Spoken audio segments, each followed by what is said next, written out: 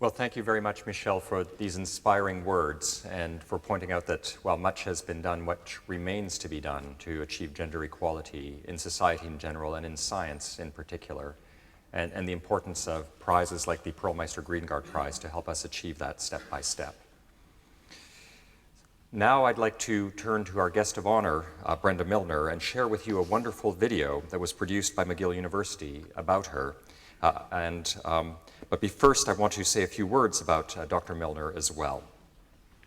Now, Dr. Milner joins us from McGill University in Montreal, my alma mater.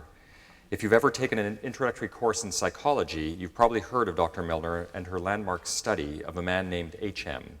We'll hear much more about H.M. in the video, but I want to emphasize how pivotal Dr. Milner has been to the study of memory. Dr. Milner showed that specific types of memory are made and stored in different regions of the brain. Her findings revealed unforeseen possibilities for the systematic study of the brain's structure and functional wiring. She virtually put memory research on the map and has revolutionized the field over the past 50 years of her career. At 93 years of age, she continues to be a passionate scientist-educator and also a wonderful philanthropist. In 2007, she created the Brenda Milner Foundation to further support postdoctoral investigators engaged in the study of cognitive neuroscience. Later in the program, I'll be talking to Dr. Milner about her work, but in the meantime, I hope you enjoy the video.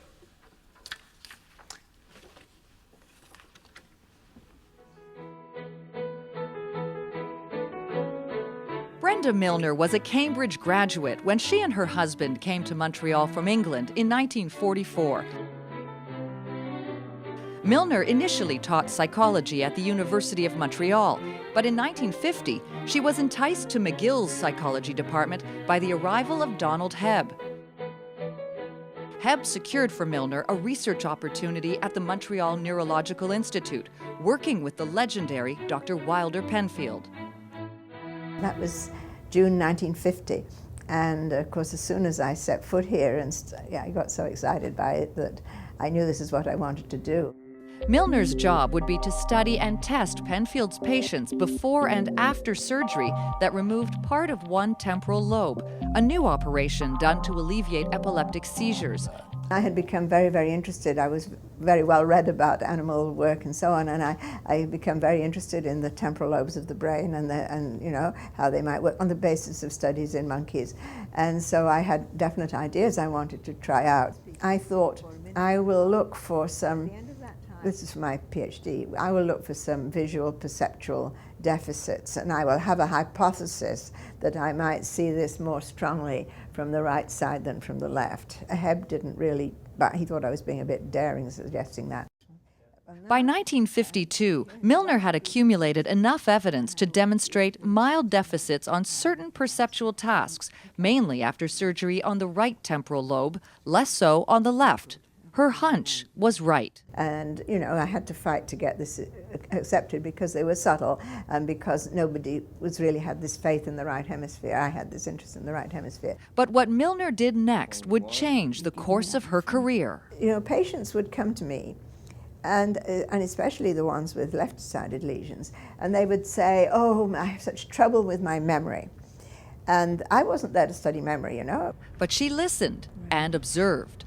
If a patient comes to you and says, I have trouble with my memory, you should not reply, and I didn't. You shouldn't say, don't talk to me about memory. I'm here to study perception, or I'm here to study the motor system. Don't want to know about memory. You should be very quiet as a mouse, and you should listen, and you should say, what kind of memory? And, well, if this is what the patient feels is wrong with them after this surgery or after this epilepsy, I should study memory, you know? And so from then on, because the patients said they had memory trouble, I switched the focus of my research to memory. Milner was concerned and challenged by the unexpected outcome in two patients who had developed severe memory impairment after what had become a standard procedure for temporal lobe epilepsy. So Hebb had supported me for 1 year on his own funds, and I'd given up my tenured position at the U of M. Hebb thought I was really foolish. And I didn't know what I was going to do at the end of the 1 year. But then when we ran into this memory problem, Penfield came to me and said, we need you. You have to come. Milner pursued her methodical testing of Penfield's patients, and in 1955, Penfield and Milner presented their findings on post-surgical memory loss to the American Neurological Association. It caught the attention of a Connecticut neurosurgeon whose patient, known as HM, had suffered a profound and permanent loss of recent memory after a surgical procedure. Milner was asked to study HM, which she did over a period of several years, though HM never remembered her from one visit to the next. It was one such test, the mirror drawing test, that revealed to Dr. Milner evidence that the human brain had more than one memory system. For all of us, you or me today, whenever you get to the point of the star where you have to change direction, your hand does this kind of thing, but then by doing, not by telling yourself what you ought to be doing, but just by doing in some way, by practice, you gradually improve and you keep a nice smooth line, and at the end it's beautiful. That is what you and I would do. But it's also what HM did. HM, over the 3 days that I tested him, and I have a lovely learning curve for this, that he got better and better, and he was doing beautifully at the end. And he had absolutely no recollection of the 3 days training he'd done on this. It was, that one trial was unique to him, experience, and he was proud of himself that he had done it so well. No recollection at all of all that had gone before. And it was this dissociation, between his total lack of, between what he was aware of and what he had achieved, that was to me very exciting. If anybody asked me, the really exciting moment, it was actually then, looking with my eyes very wide at this going on. And this was early evidence that there's more than one learning and memory system in the brain, Milner's insightful analysis of HM's memory deficit is known today to just about every first-year psychology student, notes David Coleman, director of the MNI. She's been able to take essentially a single patient, this fellow HM, and by asking the right questions, tease out the fundamentals of memory in a way that no one did previously. Milner's discoveries in the 1950s began attracting new students and postdoctoral fellows, and at long last, some research funding. The thread running through Brenda Milner's research has been the complementarity of the left and right hemispheres of the brain. When she started her research career, conventional wisdom said that the right hemisphere was a bit of a spare tire. That didn't ring true with Milner, and she pursued a methodical testing of patients to reveal the unique functions of the right hemisphere. Standing up in New York at Eastern psychology meetings with these wolves, this is where, this was I didn't have to fight Dr. Penfield about being a woman or anything.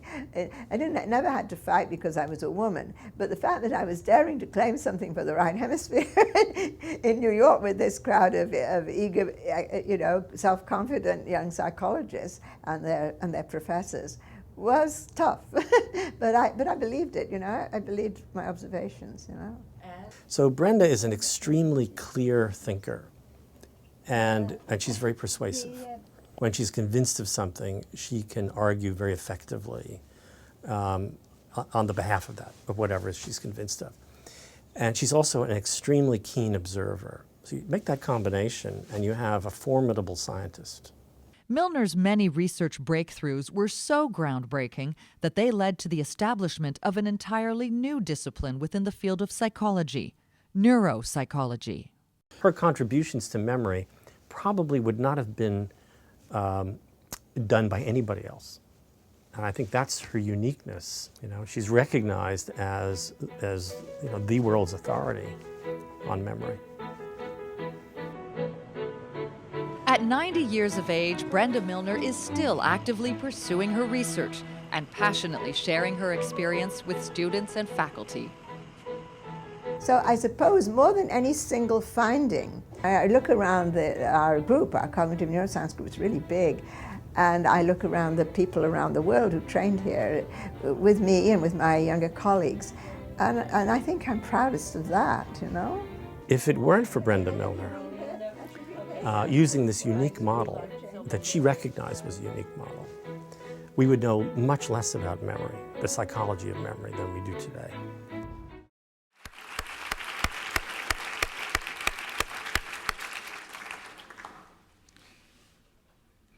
And now please join me in welcoming Dr. Brenda Milner to the stage.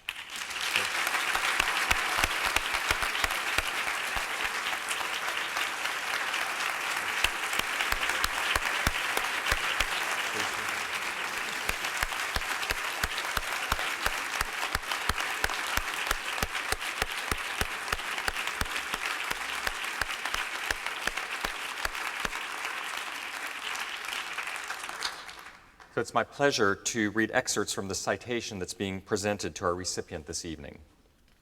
On this, the third day of November, the Rockefeller University honors you, Brenda Milner, as the recipient of the 2011 Pearl Meister Greengard Prize, an international award that recognizes outstanding women in biomedical research.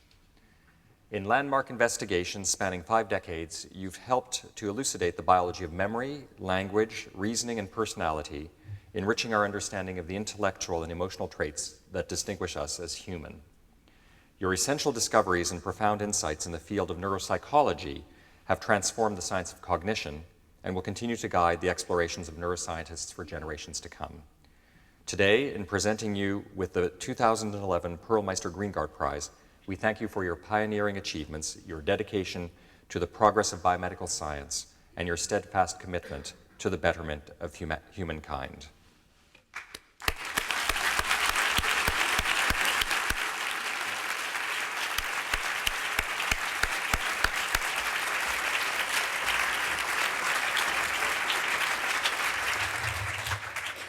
It is my honor this evening to present to Dr. Brenda Milner the Pearl Meister Greengard Prize, an international award recognizing outstanding women in biomedical science.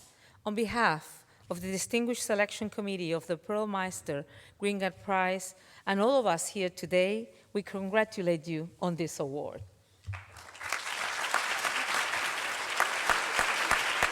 I want to be at 93 like you.